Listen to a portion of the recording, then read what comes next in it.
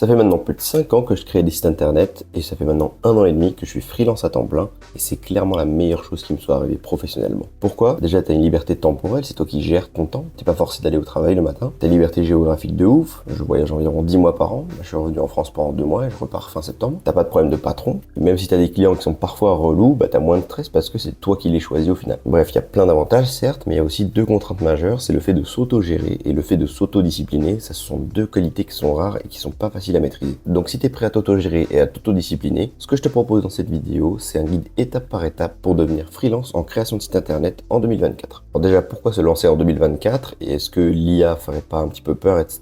Déjà, l'IA pour l'instant, c'est plutôt un outil qu'on utilise en fait pour gagner du temps, pour que les designers gagnent du temps sur leur maquette, pour que les développeurs gagnent du temps sur leur code, etc. L'IA, c'est surtout aujourd'hui un outil de productivité. Ça ne nous a pas du tout remplacé. Peut-être qu'à l'avenir, ça nous remplacera, mais pour l'instant, c'est pas du tout le cas. Et les grosses entreprises, notamment, ont besoin de professionnels compétents. Ils vont pas simplement écrire un prompt pour faire leur site internet. Ils ont besoin de quelque chose qui est vraiment personnalisé, adapté à leur entreprise. Donc là, pour le coup, une IA, ça répond pas du tout à leurs besoins. Ils veulent quelqu'un qui va les accompagner. Ils veulent pas quelque chose de générique qui a été généré par un prompt sur une IA. Et le deuxième point, c'est qu'il y a une énorme concurrence. Et ça, c'est vrai, mais c'est aussi une bonne nouvelle. Ça veut dire qu'il y a un gros marché. On pourrait dire que le marché est saturé, ce qui est pas forcément faux. Mais là, du coup, il faut se spécialiser. C'est-à-dire qu'il faut choisir une niche et une spécialité. La niche, ça pourrait être par exemple, je crée des sites internet pour les entreprises dans le Web 3. Je crée des sites internet pour les startups B2B. Voilà. Et la spécialité, ça va être par exemple, je crée des sites internet sur Webflow, je crée des sites internet sur WordPress et Elementor. C'est ce genre de choses où il faut vraiment se spécialiser, avoir une technologie assez spécifique qui va pouvoir du coup te démarquer de la concurrence et montrer que tu es assez compétent dans ce que tu fais. S'il n'y avait pas de concurrence, ça voudrait dire qu'en fait, il n'y a pas de marché et il n'y a pas vraiment de potentiel. Alors la première étape pour devenir freelance en création de site internet, c'est de développer les compétences nécessaires. Donc pour moi, les compétences vraiment très importantes pour être un freelance en création de site, c'est d'apprendre l'UX, l'UI design. Donc ça, je t'invite à aller voir Peyton Clark Smith ou Flux Academy. C'est 2 chaînes YouTube qui sont spécialisées plutôt sur le fait de créer une agence en design, mais ils apprennent aussi énormément l'aspect UX design, etc.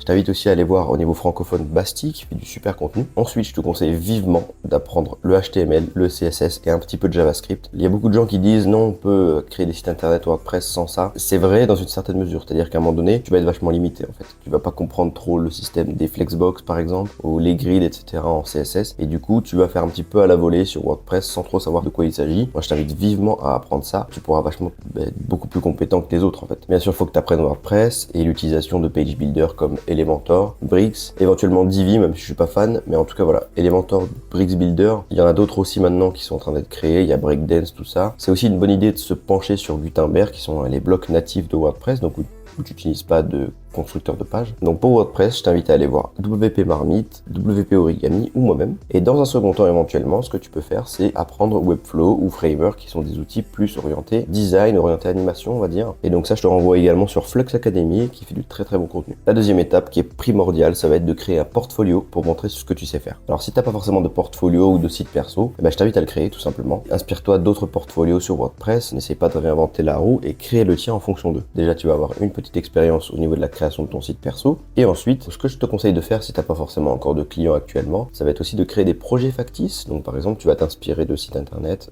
ce que tu vois sur le web, et tu vas essayer de les recréer en modifiant des choses, bien entendu. Mais voilà, l'idée c'est de les recréer de A à Z, comme ça tu apprends vraiment très bien à faire un site internet. La troisième étape, la plus galère bien entendu, c'est de trouver des clients. Alors il y a énormément de gens qui disent que les plateformes de freelancing c'est mort, etc. C'est trop galère. Bon, c'est archi faux. Si tu t'y prends bien, c'est excellent. C'est ma première source de revenus, c'est ma première source de clients, notamment Malte.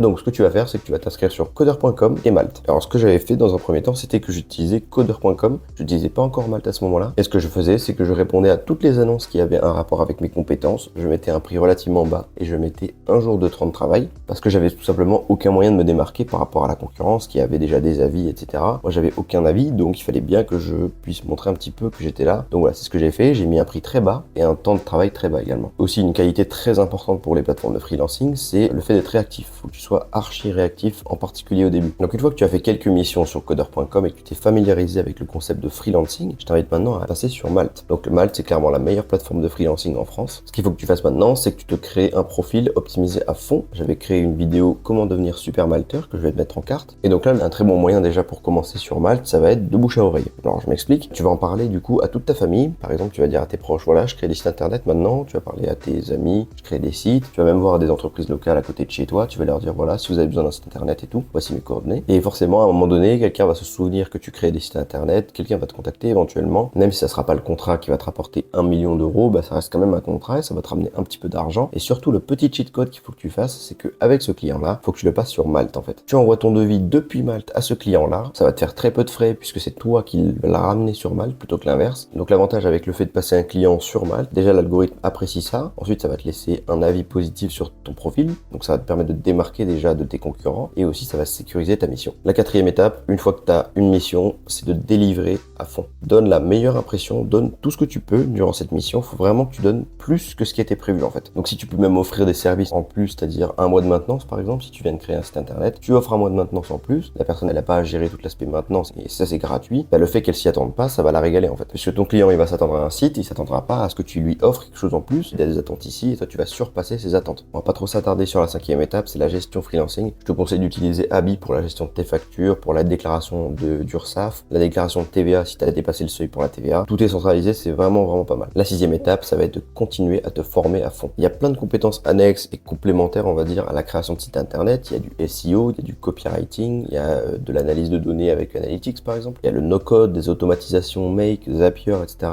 Il y a énormément de choses à développer qui sont complémentaires et que tu vas pouvoir vendre en tant que service également. Tu peux même les vendre en upsell, c'est-à-dire que tu vas vendre une prestation en création de site internet. Tu vas leur dire, voilà, si vous avez besoin d'une automatisation avec un outil de newsletter, un outil d'emailing, ben, je peux tout à fait faire ça. Donc voilà, si on récapitule assez rapidement, la première étape, ça va être de développer les compétences nécessaires. La seconde, ça va être de créer un portfolio, même factice au début, c'est pas grave. L'important, c'est de montrer ce que tu sais faire. La troisième étape, la plus difficile, c'est de trouver des clients. La quatrième étape, ça va être de délivrer plus que ce qui est prévu, donc faire un site internet et offrir des services, par exemple. En tout cas, au début. La cinquième étape, c'est l'aspect gestion freelance avec Abi. Et la sixième étape, ça va être de continuer à te former. D'ailleurs, il y a plusieurs mois, j'ai créé un atelier avec WP Marmite, le numéro 1 en France sur WordPress, pour devenir super malteur. Dans cet atelier, on va très en détail pour optimiser à fond ton profil Malte et devenir super malteur le plus rapidement possible et donc décrocher un paquet de missions. Si tu es intéressé, j'ai laissé le lien dans la description. Il y a également ma checklist de sécurité totalement gratuite que tu peux télécharger et il y a aussi encore quelques places en coaching gratuit si tu veux. Je vais pouvoir t'aider sur ta problématique WordPress, Webflow, Malte, tout ce que tu veux. Tu as juste à m'envoyer un message et on prend un rendez-vous ensemble de 30 minutes totalement gratuitement et je t'aide sur ta problématique. On se retrouve très vite pour ma prochaine vidéo. Salut!